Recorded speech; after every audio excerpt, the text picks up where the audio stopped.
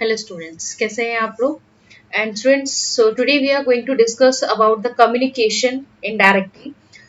Yesterday we were discuss about the leadership. And the most of the topics are completed in this chapter. So today we are going to discuss about the communication, meaning, definition, and the objectives of communication. So let's start. Okay, meaning of communication. We have already discussed about the communication in the first video of directing. कि communication होता क्या है. We have learn about the elements of जो हमने elements of directing पढ़ा था, तो हमने उसमें कम्युनिकेशन भी पढ़ा था. But today we are going to expand this topic and उसको हम अच्छे से पढ़ेंगे कि बेसिकली कम्युनिकेशन होता क्या है, क्योंकि ये भी कम्युनिकेशन जो है आपका 4 to 6 मार्क्स में क्वेश्चन इसका कम्युनिकेशन का जरूर आता है. ठीक है, जिसमें उसकी मीनिंग, उसके definition, objectives, elements, process. Process तो डेफिनेटली आता है. ठीक है, ये सारी चीजें पूछी जाती है. मैं आपको 2 वीडियो में ये जो टॉपिक है कम्युनिकेशन वो मैं आपको कंप्लीट कराऊंगी. Okay, so now begin this topic that is communication. Okay, so the first is communication. Communication बना कैसे है? The term communication has been derived from the Latin word communis, which means common. Literally, communication means to tell, show, spread information and inform. The term communication is used to signify the process of transferring ideas or receiving it by any means such as word of mouth, telephone, telegram, letter, message, etc. This communication stands for sharing of information, imparting or conveying ideas and knowledge. So students, communication is derived from the word communist. ये question भी 1 marks में आता है. ठीक है, जिसका मतलब क्या होता है? कॉमन. ठीक है, तो कम्युनिकेशन मतलब क्या हुआ कि हम इस भी the way of transforming our ideas.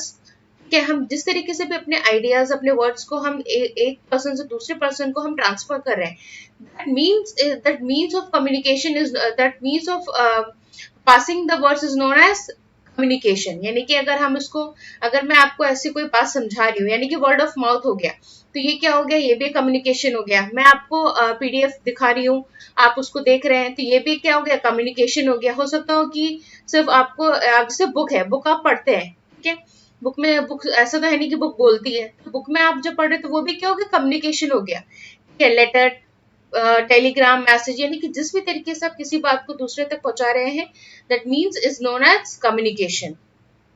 Okay, so students ये मत समझिएगा कि ये इतना बड़ा सा मैंने क्या लिख दिया और ये ऐसा तो कुछ आएगा नहीं एग्जाम में. ये जो चीजें हैं ये एग्जाम में 1 और 2 मार्क्स में जरूर आती हैं, इसलिए मैंने आपको समझाया है. कभी कभी क्या होता है कि आपके एग्जाम में 4 या 6 मार्क्स में जब क्वेश्चन आता है और आपको समझ नहीं आता कि उसमें हम इतना क्या लिखें कि जो टीचर है हमें मार्क्स देते. अच्छे प्रेजेंटेशन के लिए जरूरी होता है कि आप सामने वाले को एक लाइन से ये जरूर समझाएं कि आपको इससे भी ज्यादा आता है. तो अगर आप कम्युनिकेशन की मीनिंग अगर पूछी जाती है और आप उसमें ये वर्ड ऐड करते हैं कि that it is derived from the word communist, तो आपका इम्पैक्ट जो है उस टीचर पे वो बहुत अच्छा जाएगा. Now come to the next is meaning. Meaning क्या होती है? Communication is a process of passing ideas. ये क्या है? एक प्रोसेस है जिसमें हम क्या करते हैं? We pass the ideas, views, facts, information and understanding from one person to another. हम इसमें क्या करते हैं? अपने व्यूज को पास करते हैं और एक दूसरे की बात को समझने की कोशिश करते हैं. And this process is necessary for making the subordinates understand what the management expects from them. And this is a process. If we're talking about it in an organization, so it's a process when we make sure the subordinate understand the views and understand the views and ideas of a management, what they expect from them. यानी कि वो उनसे क्या expect कर रहे हैं. कि अगर मैं आपको कोई चीज बता रही हूँ, अगर आप मेरी ऑर्गेनाइजेशन में वर्क करते हैं और मैं आपको बताती हूँ कुछ, तो मैं आपसे कुछ एक्सपेक्ट करती हूँ. यानी कि मैं कुछ आपको बता रही हूँ कि नहीं, आज हमें इतना प्रोटेक्शन करना है और ये प्रोटेक्शन हमारे लिए इतना इंपॉर्टेंट है.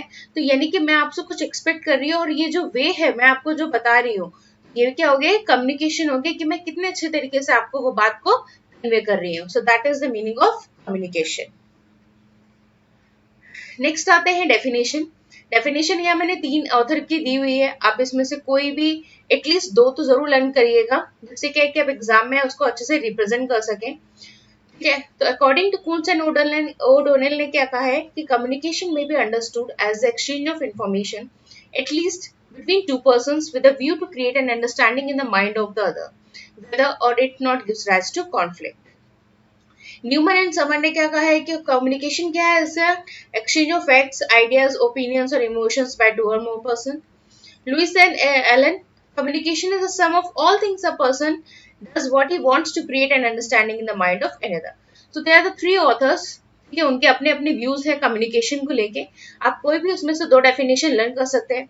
Students, there is a huge difference between a meaning and a definition. Meaning में you can just write in your own words.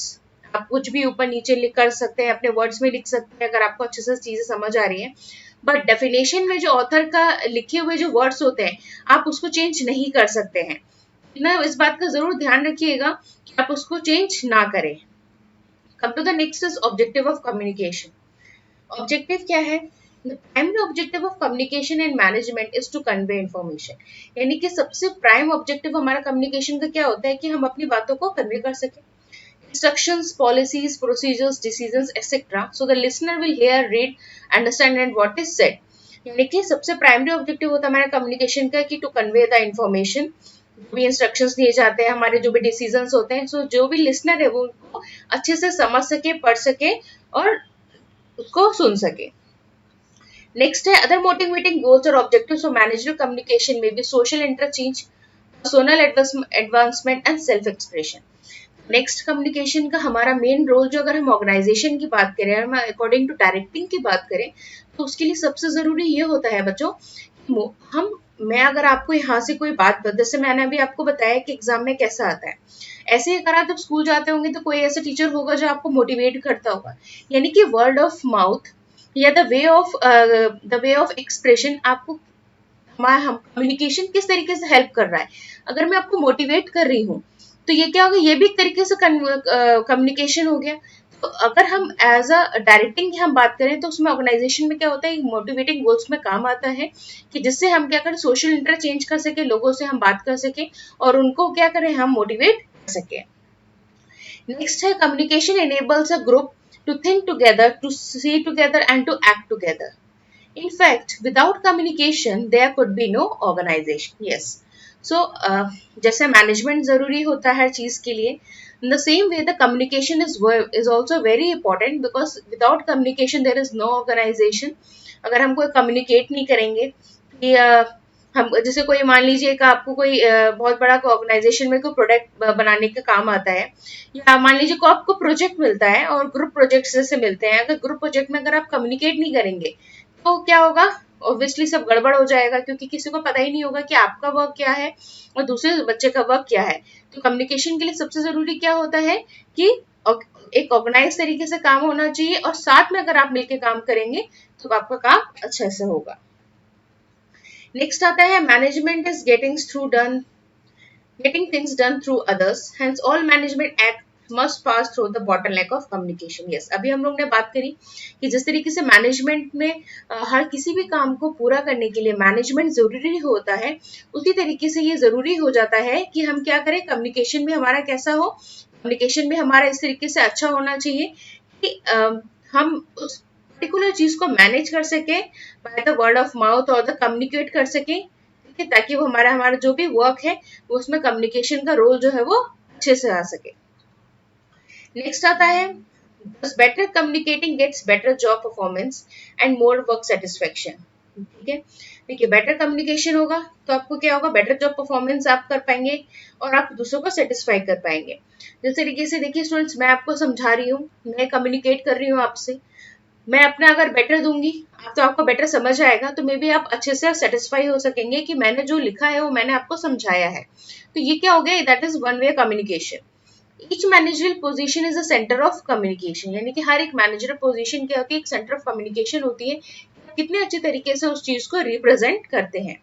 So here students, we have completed the meaning, definition and the objectives of communication. I hope कि आपको अच्छे से समझ आया होगा. Students, बाकी की वीडियोस भी मैं ऑलरेडी अपलोड कर चुकी हूँ डायरेक्टिंग के, आप मेरी प्लेलिस्ट पे जाके उसको चेक कर सकते हैं. और कम्युनिकेशन का नेक्स्ट वीडियो मैं आपको कल प्रोवाइड जरूर कराऊंगी. एंड स्टिल आपको कोई फिर भी डाउट हो आपके अपने बोर्ड का, क्योंकि ये मैं अकॉर्डिंग जितने भी नोट्स है वैसे मैं सब सारे बोर्ड्स को ध्यान में रख के बनाती हूँ, लेकिन अगर आपको कोई स्टेट बोर्ड है और उसमें कोई आपको प्रॉब्लम है तो आप मुझे कमेंट सेक्शन में कमेंट कर दीजिए, या आप मुझे मेल कर सकते हैं, मेरी आईडी जो है डिस्क्रिप्शन बॉक्स में दी हुई है. So that's for all today students. Thank you.